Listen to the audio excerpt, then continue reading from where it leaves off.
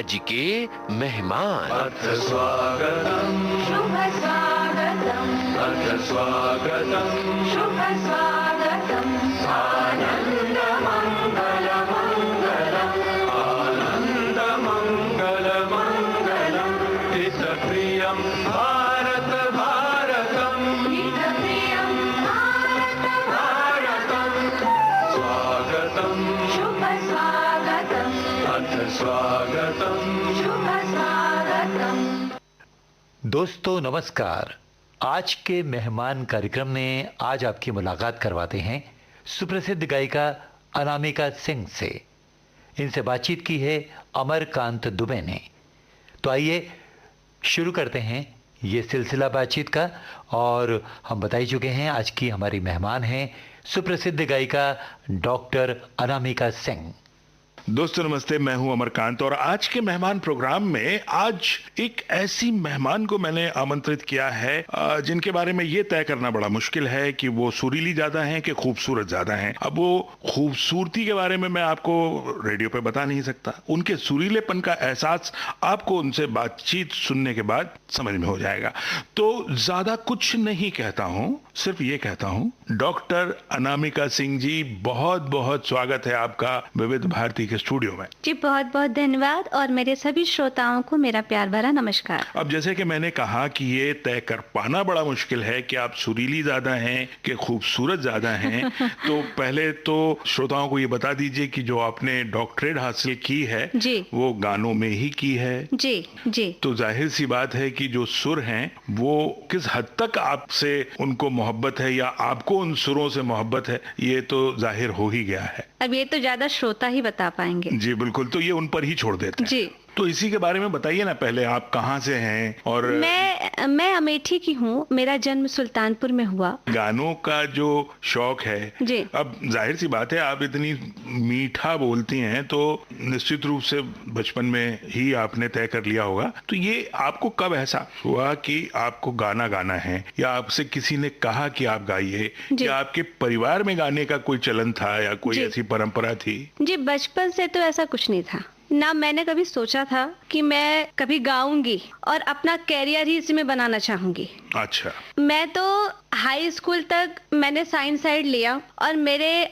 पापा मुझे डॉक्टर बनाना चाहते थे, क्योंकि तब के टाइम में तो यही होता था ना कि कोई इंजीनियर बन जाए, कोई डॉक्टर बन जाए, बस इसी में लोग रहते थे। और बहुत आगे गए तो IAS PCS। गाने की तरफ इस फील्ड में भी जाना है बहुत कम था, ध्यान देते थे। तो मैं यूं लता जी के गाने सुनती रहती थी, घर में गुनगुनाती थी। तो ये जो मैं इस लाइन में आई, संगीत के क्षेत्र में आई, इसकी भी एक कहानी है। मैं एक दिन अपने घर में अंदर गा रही थी और लाइट नहीं थी, तो बाहर एक आंटी आई थी पड़ोस की, वो टीचर थी। तो उन्होंने कहा मम्मी से कि रेडियो बज रहा है क्या? हाँ। तो मम्मी ने कहा कि नहीं, ये तो मेरा कुदरती रेडियो है। तो बोली मैं समझी नहीं। तो बोली मेरी बेटी गा रही है। तो उनको विश्वास नहीं हुआ। अच्छा, क्या उम्र रही होगी अनामिका जी उस समय आपकी? मैं उस समय 13-14 साल के हम रहे होंगे।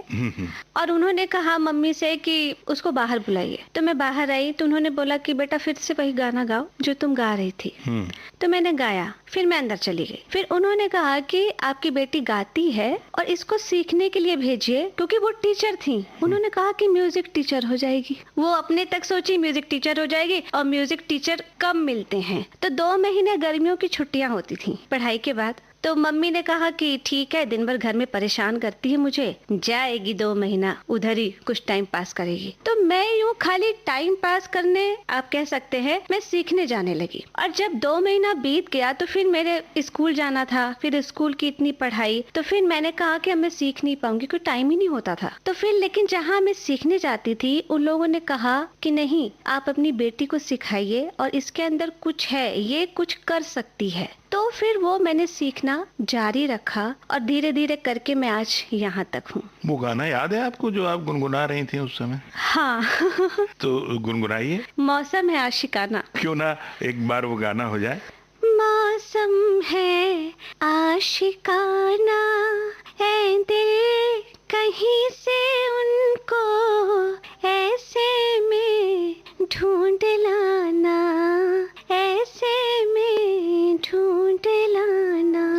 मौसम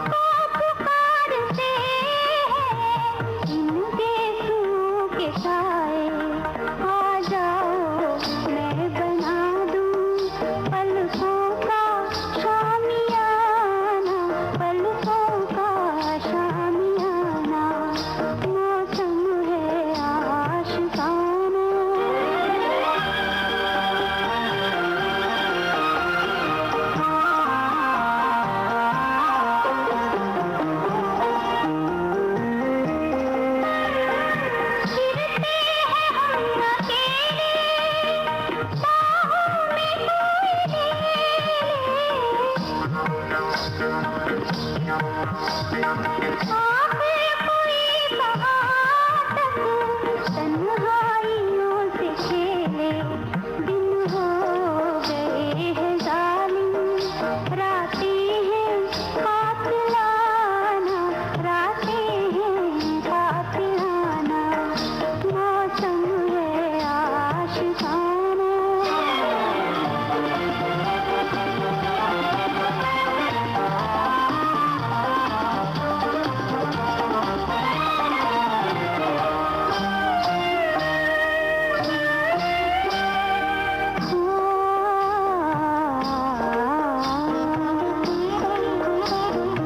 ये रात ये खामोशी, ये ख्वाब से नजारे, ये ख्वाब से नजारे, जुगनू है या ज़मीं पर उतरे हुए हैं तारे, बेख्वाब मेरी आँखें,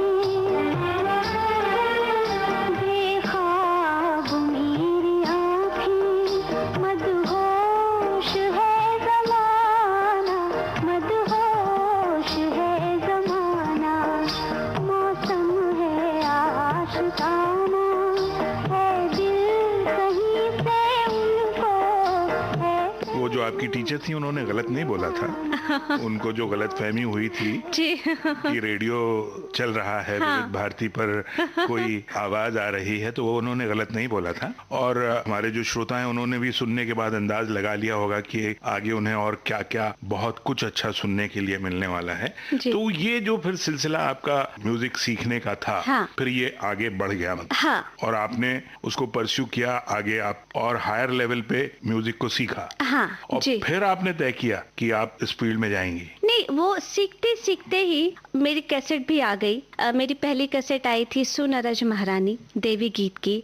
उस टाइम जहाँ मैं सीखती थी तो वहाँ पर एक राइटर आते थे, तो वो गाने लिखा करते थे। तो ऐसे ही बातचीत चलती रहती थी कि गाने लिखा जाए और इसको रिकॉर्ड किया जाए, कैसे बातचीत लोग करते हैं। तो उस टाइम उन्होंने गाने लिख के दिया, उसकी कंपोजिशन हुई और ये हुआ कि कंपनी में दिखाया जाए। तब ऑडियो का जमाना था, जी जी। तब सीडी नहीं बना करती थी, न वीडियो बनता था। ऑडियो कैसेट बनता। ऑडियो कैसेट बनती थी, 30 रुपए की मिलती थी। तो उसको फिर लेके गए, दिखाए सोनोटेक कंपनी में, और वहां से फाइनल हो गया कि हाँ मुझे पसंद है, हम आपका गाना रिकॉर्ड करेंगे। तब तो डेमो बन के जाता था, एक एक अस्थाई अंतरा। वो अगर पसंद करते थे तो फिर बाद में वो अपने यहाँ रिकॉर्डिंग करते थे। तो वहां से पसंद हो गया और वहां फिर मैं गई, रिकॉर्डिंग की। तब लाइव रिकॉर्डिंग हुआ करती थी, एक दिन में 9 गाने, 8 गाने, इंस्ट्रूमेंट भी साथ बजता था और सिंगर भी साथ में गाता था। ट्रैक का कोई सिस्टम नहीं था आज की तरह कि पहले ट्रैक बन गया है और हम गाना बाद में रिकॉर्ड करें, या गाना पहले गा दिया, ट्रैक बाद में बन रहा है। तो उस टाइम वो मेरी पहली कैसेट आई थी और तब से लेके फिर ये सिलसिला ऐसे ही चलता रहा। इस तरह से फिर आपके कैसेट वगैरह रिलीज होते। हाँ, सुनरज महारानी सोनोटेक से आया, वहां से मैंने 5 कैसेट गाया। फिर उसके बाद मुझे टी सीरीज में गाने का मौका मिला। 2002 में मेरी पहली कैसेट टी सीरीज से आई, मैया आई हमारे घर। उसके बाद फिर टी सीरीज में तमाम कैसेटें रिकॉर्ड होने लगी, डिवोशनल। टाइम टाइम पे नवरात्रे हमारे यहाँ बहुत अच्छे से मनाया जाता है। हाँ, तो नवरात्र के, राम जी के और लोकगीत, इस तरह के बहुत से हमने वहाँ पर गाए। आपके इन तमाम भजनों में से कोई एक बहुत हिट भजन रहा हो तो उसे भी हम सुन लें। हमारी एक आई थी मैया जी का मंदिर। इसके शब्द मुझे बहुत ही अच्छे लगते हैं, मैं सुनाती हूँ आपको। सबके घर में मैया जी का मंदिर होना चाहिए, सबके घर में मैया जी का मंदिर होना चाहिए। सुबह को पूजा, शाम को दर्शन करके सोना चाहिए। सबके घर में मैया जी का मंदिर होना चाहिए। माँ की एक आ जाती है माँ, जिम्मेदारी निभाती है माँ। माँ की एक आ जाती है माँ, जिम्मेदारी निभाती है माँ। चिंता उसकी हर लेती है, उसको निर्भय कर देती है। माँ की जिम्मेदारी निभाती है माँ, चिंता उसके हर लेती है, उसको निर्भय कर देती है। दो दो ममता के बीजों को घर में बोना चाहिए, सबके घर में मैया जी का मंदिर होना चाहिए। वाह वाह वाह, धन्यवाद। माहौल को बड़ा भक्तिमय कर दिया आपने। जैसे आपने कहा कि उस समय आपके कैसेट और सीडी वगैरह रिलीज होते थे जी। और आपने कहा अवध का संगीत गाया करती थी जी। तो वो जो क्षेत्र है उत्तर प्रदेश बिहार, हाँ। वो जो उस तरफ का इलाका है जी। वहाँ इन दिनों या उस समय भी हाँ। जब आप गाया करती थी जी। तो भोजपुरी फिल्मों का, अवधी फिल्मों का बड़ा जमाना था। जी तो जी उसके लिए गाया है आपने? जी, भोजपुरी फिल्मों में मैंने बहुत गाया है, जी। भोजपुरी सीरियल में भी गाया है मैंने। जी, फिल्मों के लिए गायन आपका कैसे शुरू हुआ वहाँ भोजपुर में? फिल्मों के लिए मेरा गायन ऐसे शुरू हुआ कि एक रियलिटी शो आया था, तो उस रियलिटी शो में मैं आई थी, मैंने पार्टिसिपेट किया था। और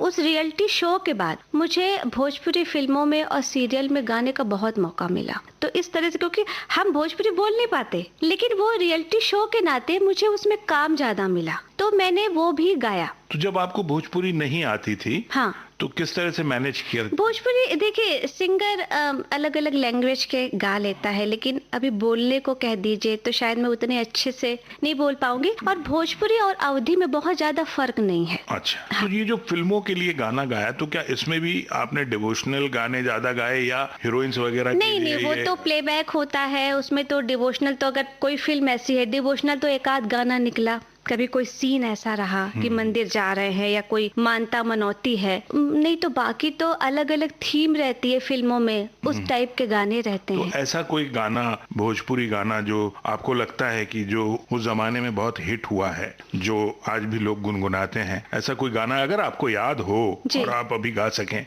एक फिल्म आई थी साजन चले ससुराल, ये तो हिंदी में भी आई हिंदी थी। में भी है और भोजपुरी में भी बाद में आई। अच्छा, उसमें मैंने गाया था, लोरी गाई थी। तो वो मेरा पहली फिल्म या दूसरी फिल्म थी जिसमें मैंने गाया था, जी। हमारी शुरुआत ही थी। तो वो गाना मेरा लोगों ने बहुत पसंद किया और वो गाने से फिर मुझे और आगे बहुत काम मिला। अच्छा, जी तो सुन सकते हैं क्या? हाँ जरूर। तो हरा में बसेला परनवा हो, जहनवा हमार बाटे तोह से। तो हरा में बसेला परनवा हो, जहनवा हमार बाटे तोह से। माई के तोहे अरमनवा हो, माई के तोहे अरमनवा हो, जहनवा हमार बाटे तोह से। आपको सुनने के बाद लगता है सुनते ही रहें। तो अब मैं आपसे एक फरमाइश इस तरह की करना चाहता हूँ। जी। आपने भजन भी सुना दिया, लोरी भी सुना दी। जी। अब दो तरह के गाने मैं सुनना चाहता हूँ। एक तो out and out folk song, जी। उत्तर भारत का हाँ। लोकगीत, हाँ। जो कि उधर गाया जाता जी। हो, एक ये। दूसरा भोजपुरी फिल्मों का कोई लव सॉन्ग जो फास्ट म्यूजिक पे हो, कुछ थोड़ी जिसमें मस्ती हो, ऐसे अगर आप सुना सकें तो बड़ा मजा आएगा सुनने वालों को भी और हमारे प्रोग्राम में भी एक नया रंग आ जाएगा। जी। सचले सुरतिया जागी जागी रतिया, चांद के अंजोरिया में राम जी। सचले सुरतिया जागी जागी रतिया, चांद के अंजोरिया में राम जी। लाखों में से चुन के तुहके भेजवले, लाखों में से चुन के तुहके भेजवले, हमरा बउन का सलाम जी। सचले सुरतिया जागी जागी रतिया, चांद के अंजोरिया में राम जी। वाह वाह वाह, मैं बोल नहीं सकता, मैं गाने में तक खो गया, मुझे ध्यान ही नहीं रहा कि कार्यक्रम में बैठा हूँ, मैं आपसे इंटरव्यू कर रहा हूँ, आपसे ये मेरा सौभाग्य है, बस और कुछ नहीं। अब देखिए, जैसे मैंने आपसे कहा था कि एक लोकगीत भी सुनूंगा, लेकिन मैं आपसे यहाँ ये पूछना चाहता हूँ कि यहाँ अगर मैं आपसे कहूँ कि कोई हिंदी फिल्म सॉन्ग किसी और का गाया, आपको लगता है कि बहुत पसंद है आपको, और इस गाने के बाद अगर उस तरह का कोई गाना आप सुनना चाहें या आप सुनवाना चाहें अपने श्रोताओं को, तो वो कौन सा गाना होगा? ऐसे तो देखिए, मैं लता जी के गाने बहुत सुनती थी और अभी भी सुनती हूँ, और मैं उन्हीं के गाने गुनगुनाया करती थी। तो ये जो अभी गाना आपने खत्म किया, इसके बाद कौन सा गाना अचानक से याद आ जाता है? लता जी का ही एक सॉन्ग है, मैं सुनाती हूँ आपको। मैं जब से तेरे प्यार के रंगों में रंगी हूँ, जगते हुए सोई रही नींदों में जगी हूँ।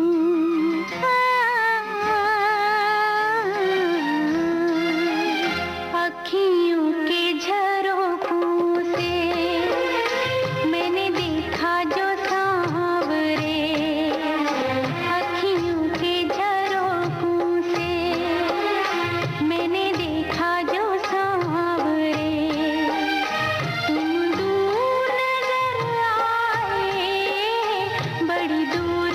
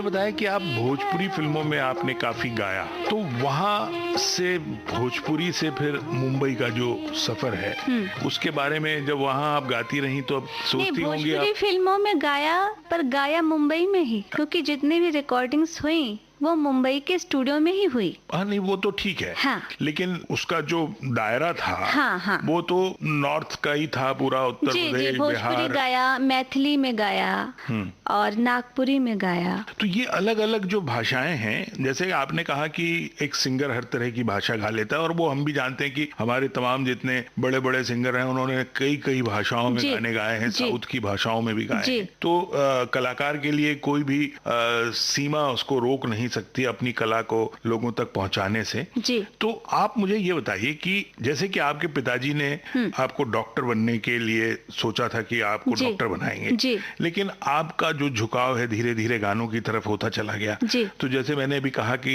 कलाकार को कोई रोक नहीं सकता, उसकी सीमाओं को कोई बांध नहीं सकता, तो आपके पिताजी ने कभी आपको रोकने की कोशिश नहीं की कि भाई हम तो तुम्हें डॉक्टर बनाना चाहते थे? बिल्कुल नहीं, कभी नहीं। और मेरा पूरा परिवार जितना मेरा साथ दिया, उतना अगर साथ नहीं देता तो मैं आज यहाँ पर नहीं होती। क्योंकि अमेठी और सुल्तानपुर जैसी जगह से निकल के मुंबई तक पहुँचना वो काफी मुश्किल था, और एक लड़की के लिए तो और भी मुश्किल। तरह तरह के लोग बातें करते हैं, तरह तरह के कहते हैं कि अरे अब ये गाएंगी बजाएंगी ही, ऐसे तो लोग बोलते हैं। तो ऐसी बातें आपके बारे में भी हुई? ऐसी बातें हुई। और जब मेरी पहली कैसेट आई थी, मैं आपको बताऊं तो हमारे यहाँ जो नवरात्रे होता है, कलकत्ता के बाद सेकंड नंबर सुल्तानपुर का आता है। अच्छा। जी, वहाँ पर 9 दिन तक चलता है, और पूर्णमासी के बाद वहाँ शुरू होता है मेला। अच्छा। और वहाँ विसर्जन 3 दिन का होता है। तो बहुत ही साज सज्जा, बैंड कंपटीशन, तरह तरह के पंडाल, वो बहुत अच्छे से होता है। तो वहाँ से सिंगर जैसे हिट होते हैं, उनके गाने हिट होते हैं नवरात्रों के।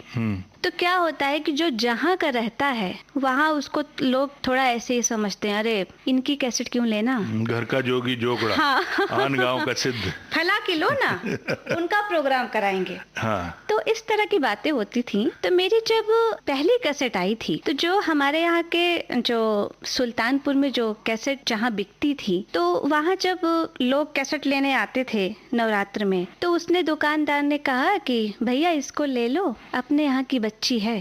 तो उन्होंने कहा कि अरे इनको नहीं, लखबीर सिंह लखा की कैसेट दो, इनको कहाँ, ऐसे बरसाती मेढक तो हर समय आते हैं और चले जाते हैं, ओह। ये भी आई हैं, 2-4 में खत्म हो जाएंगी। तो फिर बाद में उसने मुझे बताया कि जो जिसने कहा था वो मेरा परिचित ही था, क्योंकि उसको क्या पता कि मेरा परिचित है। जब उसने बताया तो मैं जान गई किसने कहा। तो वो जो बात थी ना कि बरसाती मेढक किस तरह से आते रहते हैं और चले जाते हैं, तो वो बात मेरे दिमाग में बिल्कुल, जैसे कहते हैं ना कि ये बरसाती मेढक ही अब दिखाएगा कि हम भी कुछ हैं। और वहाँ से जो सफर हमारा शुरू हुआ और श्रोताओं का प्यार मिलता गया, परिवार का सपोर्ट रहा, ईश्वर का आशीर्वाद रहा, मैं यहाँ तक पहुँच पाई। देखिए, आपकी बात सुनने के बाद समझ में आता है कि दिक्कतें हर जगह हैं जी। ना, जमाने की जो बंदिशें हैं, हाँ। वो हर जगह हैं। तो यहाँ कहीं कोई गाना आपको याद आता है, एक कोई फिल्मी गाना तो याद आता है कि कैसे आपने संघर्ष किया और कैसे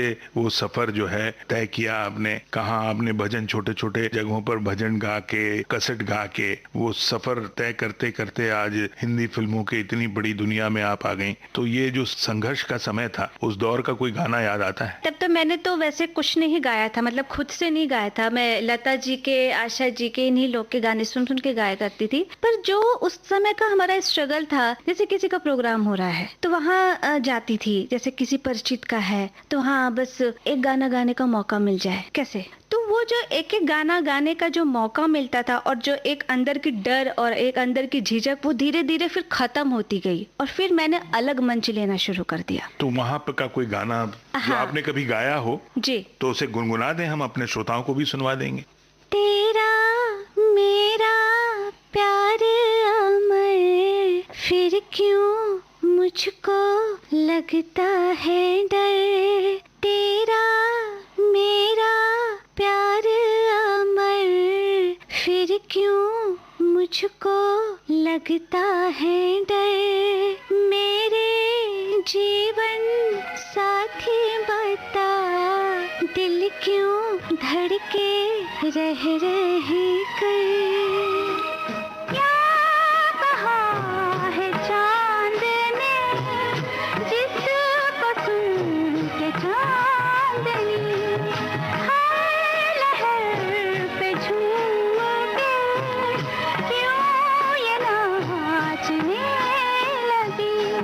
चाहत का है हर सू असर, फिर क्यों मुझको लगता है डर। तेरा मेरा प्यार अमर, फिर क्यों मुझको लगता है डर।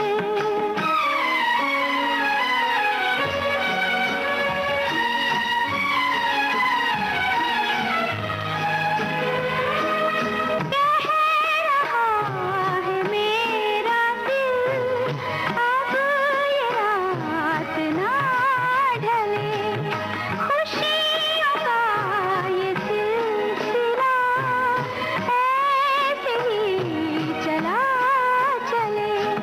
तुझको देखूं देखूं जिधर, फिर क्यों मुझको लगता है डर। तेरा मेरा प्यार अमर, फिर क्यों मुझको लगता है डर।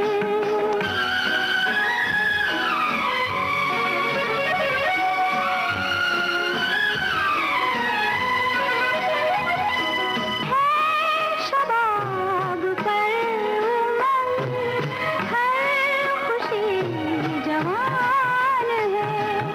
मेरी दोनों बाहों में जैसे आसमान है। चलती हूँ मैं तारों पर, फिर क्यों मुझको लगता है डर। तेरा मेरा प्यार अमर, फिर क्यों मुझको लगता है डर।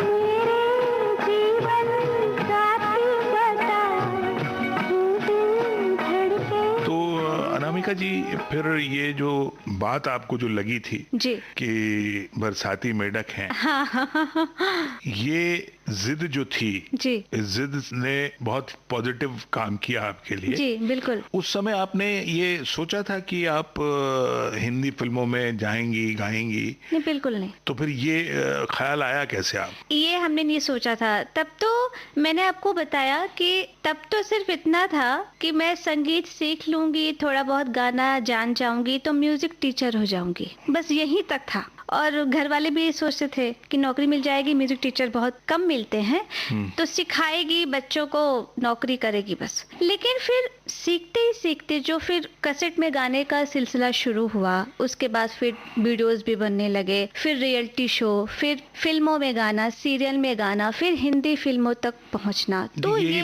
जो आपकी जर्नी थी ना, जी। हम बात यहाँ तक तो कर ही चुके थे कि आप भोजपुरी वगैरह में गा रही थी। हाँ फिर ये भोजपुरी से हिंदी तक का जो सफर था, जी। वो सफर जो है वो कहाँ से कैसे शुरू हुआ? देखिए, मैं गाना तो हिंदी ही चाहती थी क्योंकि मैं लता जी को ही सुना करती थी, और भोजपुरी तो रियलिटी शो में आने के नाते मुझे काम मिला तो मैंने गाया। पर मेरा सपना था कि मैं हिंदी में ही गाऊं, तो इसलिए वो मेरे मन में था कि मुझे हिंदी गाने गाने हैं और ज्यादा और भोजपुरी भी नहीं गाना है, क्योंकि जब आदमी एक ही टाइप के गाने गाता है तो उसकी जो वॉइस क्वालिटी होती है वो उसी में बिल्कुल फिट हो जाती है। फिर वो अगर कुछ और गाता है तो उसमें उसकी झलक दिखती है। जी। तो वो चीज मेरे दिमाग में हमेशा चलती रहती थी कि मैं हिंदी गाऊंगी तो ऐसा ना लगे कि कोई भोजपुरी बोली का या भाषा का सिंगर गा रहा है या हिंदी गा रहा है तो वो बात नहीं आ रही जो हिंदी सिंगर के अंदर आती है। तो इसलिए वो चीज भी मैंने जारी रखा कि हिंदी का भी बराबर होता रहे। जी। तो उसमें फिर पहली सफलता आपको कैसे मिली? आपने का संघर्ष जो था वो जी। किस दिशा से, कैसे, मतलब वो संघर्ष का क्या तरीका था? जब मैं टी सीरीज में गाती थी तो आपको ध्यान होगा कि टी सीरीज में पहले जो भजन या देवी गीत बहुत से रिकॉर्ड हुए हैं वो फिल्मी जो ट्रैक हैं उन पे होते थे। उनके ऊपर होते थे। बहुत से गाने हैं मार्केट में, तो वहाँ वो भी मैंने बहुत गाया। उस समय से ना वो हिंदी की तरफ में धीरे धीरे मैंने बढ़ना शुरू किया। अच्छा। वो पहले देवी गीत गाया, फिर भजन गाया, उसके बाद फिर ऐसे ऐसे फिर फिल्मों तक गए। वर्जन भी आते थे? वर्जन बहुत आते थे। वर्जन भी गाए होंगे? हाँ, बहुत गाया है वर्जन। हाँ जी। फिर उसके बाद फिर आपको यहाँ पे वो पहली सफलता कैसे मिली? क्या यहाँ पर आपका कोई ऐसा परिचित था इस फील्ड में, या सिर्फ वो भोजपुरी गानों की जो रिकॉर्डिंग्स के लिए आया करती थी, जी। उसकी वजह से आपकी यहाँ पे जो एक कहना चाहिए कि हाँ। ग्रुप बना? उसकी वजह से मेरी पहचान बढ़ी और मैंने भोजपुरी गाया और फिर अलग अलग म्यूजिक डायरेक्टर मिले, राइटर मिले, तो जो हिंदी का भी काम करते थे वो फिर आवाज सुनते हैं तो वो एक म्यूजिक डायरेक्टर जैसे सिंगर कई भाषाओं में गाता है वैसे म्यूजिक देना किसी भाषा की देगा, तो वो लोग अलग अलग काम करते रहते थे। तो उन लोगों ने ये किया कि आप हिंदी कुछ सुनाओ, तो उन्होंने हिंदी सुना तो उनको लगा कि हाँ हिंदी भी मैं गा सकती हूँ, तो इस तरह से हिंदी का मेरा रास्ता खुला। कौन सी फिल्म थी, कौन सा गाना था? इश्क-लिक है, वो मैंने गाया था। वो गीत मुझे बहुत पसंद है और इश्क-लिक से भी मुझे बहुत वो मिला, नाम मिला। उस गीत को लोगों ने बहुत पसंद किया। तो वो गाना हम सुन लें? जरूर सुन ले। का देखूं मैं चांद प्यारे, का देखूं मैं चांद प्यारे, तू जो नजर ना आए।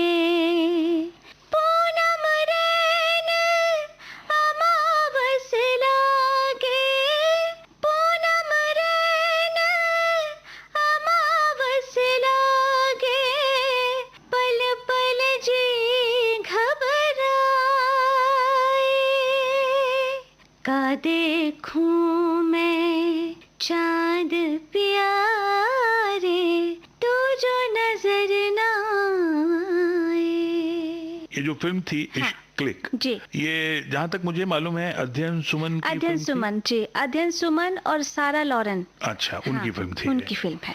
इसके जो शब्द हैं जिन्होंने इसको लिखा है, शेखर अस्तित्व ने लिखा है, जिनका अभी हाल में कर हर मैदान फतेह गाना हिट हुआ है जी, उन्होंने ही इस गीत को लिखा है।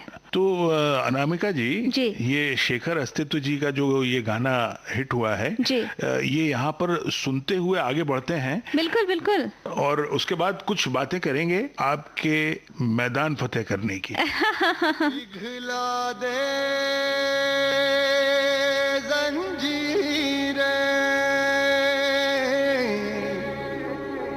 बना उनकी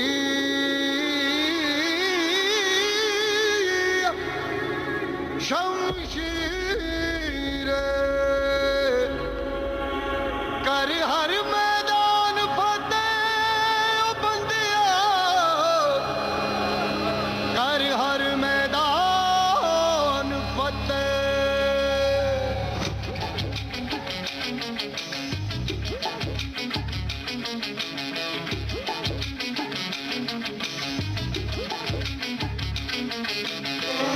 घायल परिंदा है तू, दिखला दे जिंदा है तू, बाकी है तुझ में हौसला।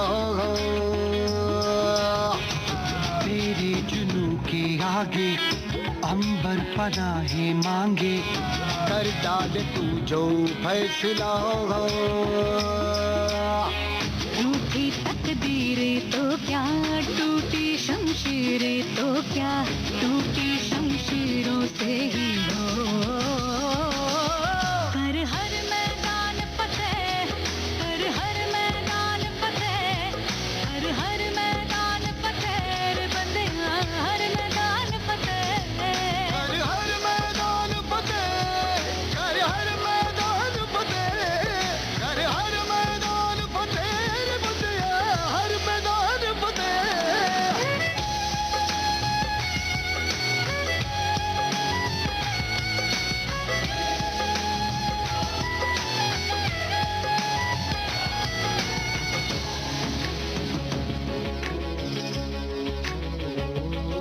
इन गर्दिशों के बादलों पे चढ़ के, वक्त का गिरेबा पकड़ के, पूछना है जीत का पता, जीत का पता।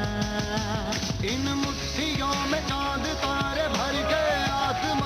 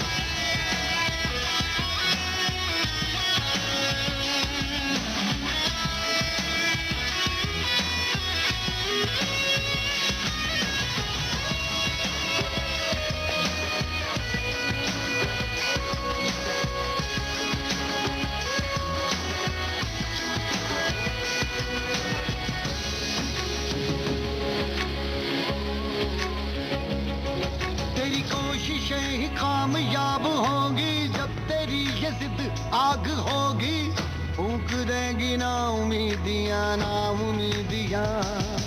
तेरे पीछे पीछे रास्ते ये चल के, बाहों के निशानों में ढल के, ढूंढ लेंगे अपना आशियां, अपना आशियां, अपना आशियां। लम्हों से आंख मिला के, रख दे जी जान लड़ा के, टूटी शमशीरों से ही हो।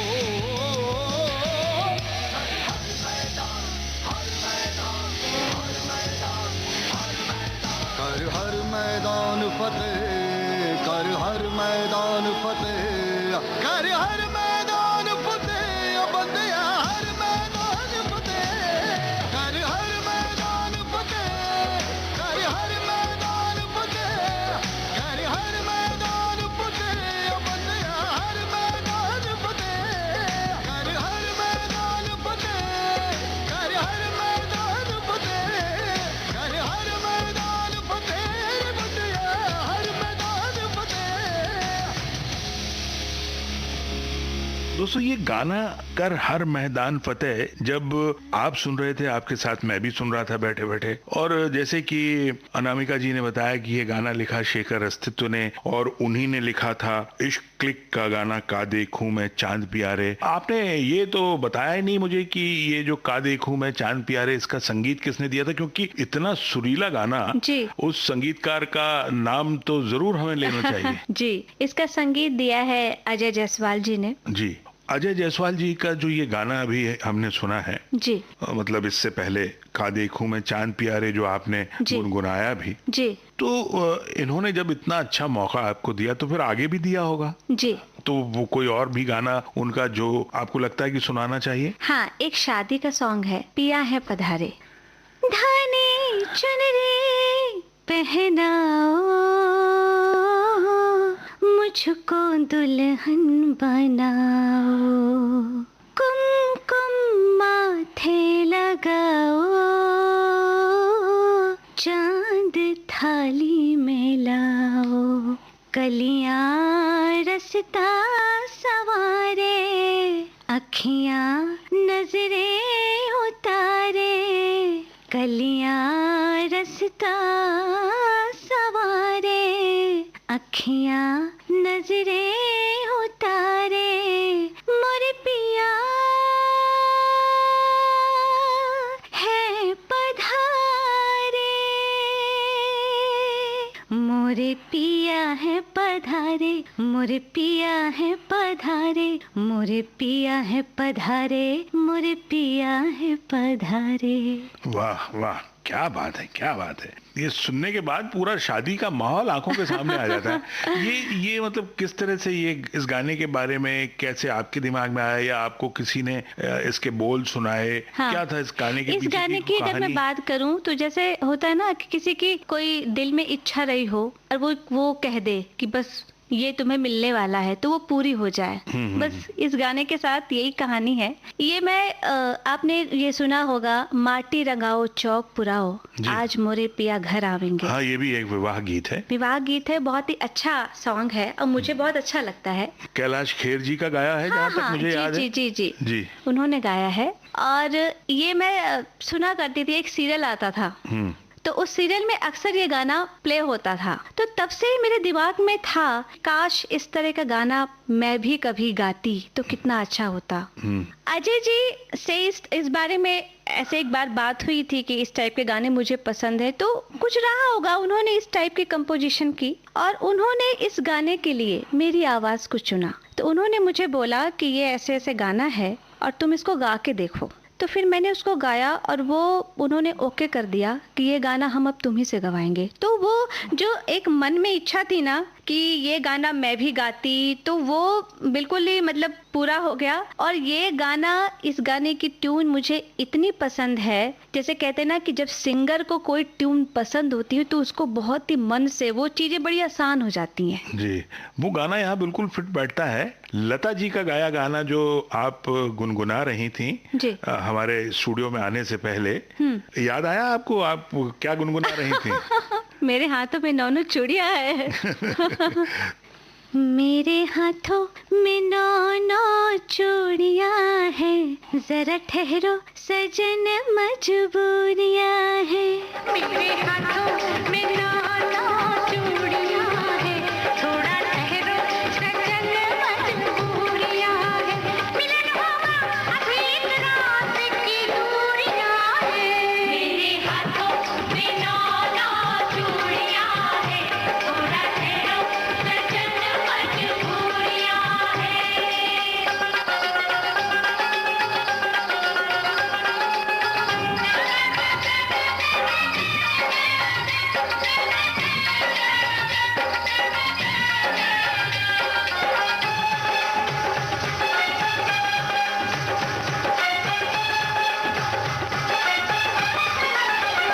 लंबी लंबी काली काली रातों में काहे चूड़ियां खनकती है हाथों में। लंबी लंबी हो लंबी लंबी काली काली रातों में काहे चूड़ियां खनकती है हाथों में। गोरी चूड़ियों की बातों में लंबी लंबी काली काली रातों में। ले जा वापस तू अपनी बारात मुंडिया, मैं नहीं जाना तेरे साथ मुंडिया। ले जा वापस हो ले जा वापस तू अपनी बारात मुंडिया, मैं नहीं जाना तेरे साथ मुंडिया।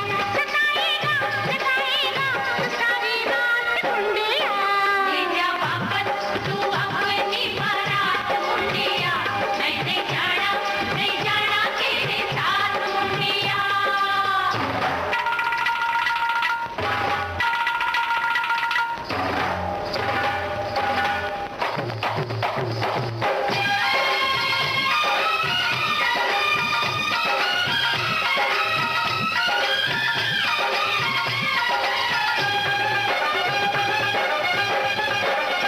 आते जाते गली में मेरा दिल धड़के, मेरे पीछे पड़े हैं 8-10 लड़के।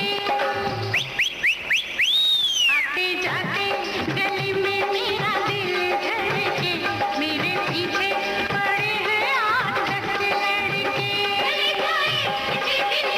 मेरे नागन फड़के, तेरे पीछे पड़े हैं 8-10 लड़के। हाय मेरी घुटनों से लंबी, हाय मेरी चोटी है मेरी अक्षत रंजनी मोटी है। मेरे घुटनों से लंबी मेरी चोटी है, मेरी अक्षत रंजनी मोटी है। मेरे बाबुल फिर कहना अक्षत छोटी है। तेरे घुटनों से लंबी तेरी चोटी है, तेरी अक्षत रंजनी मोटी है।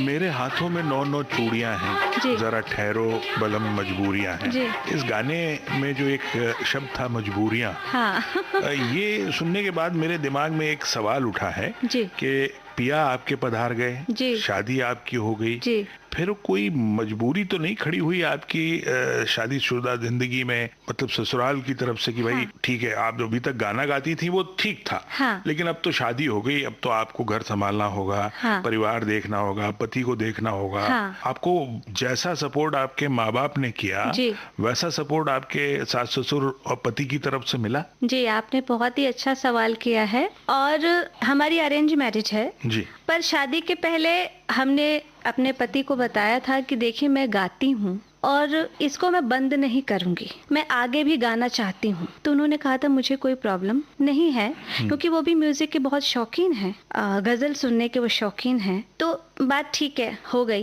पर फिर भी मन में एक डर था कि लोग हाँ हाँ तो कर लेते हैं, पर शादी के बाद अपनी चलाने लगते हैं, यहाँ नहीं जाना, वहाँ नहीं जाना, ये नहीं करना, वो नहीं करना। वो डर था मेरे मन में फिर भी, कहीं मेरा कैरियर बिल्कुल बंद तो नहीं हो जाएगा। मैं इतनी मेहनत करके यहाँ तक पहुंची हूँ, कहीं वो कम हो जाए। मुझे ये था कि कम हो जाए चलेगा, क्योंकि दो जिम्मेदारी अब आ जाएगी, लेकिन बिल्कुल ही बंद हो जाए ऐसा डर था। लेकिन ईश्वर की कृपा है कि शादी के बाद एक परिवार मेरे पास पहले से था, शादी के बाद एक परिवार और मिला, और वो परिवार भी मुझे बहुत प्यार करता है और मेरे संगीत के क्षेत्र में कभी मुझे कोई रोक टोक नहीं है। और खासतौर से मेरे पति मुझे हमेशा आगे बढ़ने के लिए प्रेरित करते रहते हैं और कभी कुछ मना ही नहीं करते हैं। चलिए, ये बहुत अच्छी बात है, बड़ी खुशकिस्मत है आप जी। और इतनी मीठी आवाज आपकी है, तो बड़ी मीठी सी आवाज में आपने उनको अपनी बातें सुनाई होंगी, समझाई होंगी, तो कौन मना कर सकता है? बताइए, आप भला हैं। अब मैं यहाँ एक चीज और पूछना चाहूंगा जी। कि आपस में जब आपके अंतरंग पल होते हैं, जब जी। पति पत्नी बैठे होते हैं, कभी फरमाइश करते हैं आपसे कुछ सुनाओ, कोई गाना सुनाओ? वो कभी? खुद ही गाने लगते हैं। अच्छा, वो गाते हैं तो क्या गाते हैं? और जब आपसे गाने के लिए कहते हैं तो क्या गाती हैं आप? उस टाइम जो दिमाग में आ जाता है वो हम भी 2 लाइन गा लेते हैं। फिर भी अगर और वो गाते हैं कि ये वाला गाना, कभी कभी मेरे दिल में ख्याल आता है कि जैसे तुझको बनाया गया है मेरे लिए। अच्छा, ठीक ठाक गा लेते हैं? हाँ, वो गाते अच्छा है, बराबर सुर में गाते हैं, ताल में गाते हैं। आप जब गाती हैं उनके लिए, जी। तो सपोज अचानक से कह दें कुछ सुनाने के लिए, तो पहला कौन सा गाना दिमाग में आता है उनको सुनाने के लिए? गा के सुनाऊं? बिल्कुल सुनाइए, हम अपने श्रोताओं को भी सुनवा देंगे। ये कैसे बताऊं कि तुम मेरे क्या हो, मेरी जिंदगी का तुम ही आसरा हो। ये कैसे बताऊं कि तुम मेरे क्या हो, मेरी जिंदगी का तुम ही आसरा हो। मैं आशा की लड़ियां ना रह पिरोती, अगर तुम ना होते, अगर तुम ना होते। हमें और जीने की चाहत ना होती, अगर तुम ना होते, अगर तुम ना होते। हमें और जीने की चाहत ना होती, अगर तुम ना होते।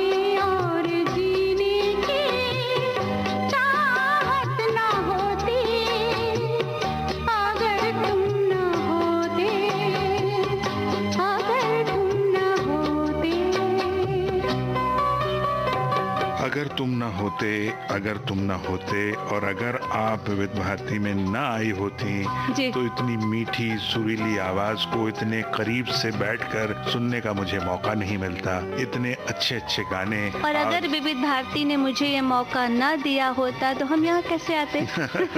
चलिए ठीक है, कुछ विविध भारती की और कुछ आपकी श्रोताओं के लिए एक अच्छा कार्यक्रम श्रोताओं तक पहुंचा। जी। इस बात की बेहद खुशी है मुझे, और विविध भारती के तमाम सुनने वालों की तरफ से, विविध भारती की तरफ से, मेरी तरफ से आपको अपने उज्जवल भविष्य के लिए आपके बहुत बहुत शुभकामनाएं। धन्यवाद। बहुत सुरीले मीठे गाने आप इसी तरह गाती रहें जी।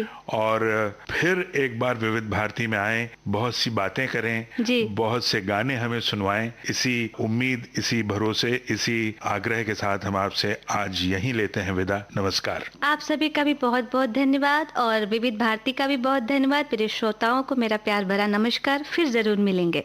तो दोस्तों, कैसी रही मुलाकात सुप्रसिद्ध गायिका अनामिका सिंह से। इनसे बातचीत की अमरकांत दुबे ने। इस कार्यक्रम में तकनीकी सहयोग दिया निखिल धामापुरकर ने और कार्यक्रम के प्रस्तुतकर्ता जुबैर खान। अब आज के मेहमान कार्यक्रम समाप्त हुआ। आज पिटारा लाया था।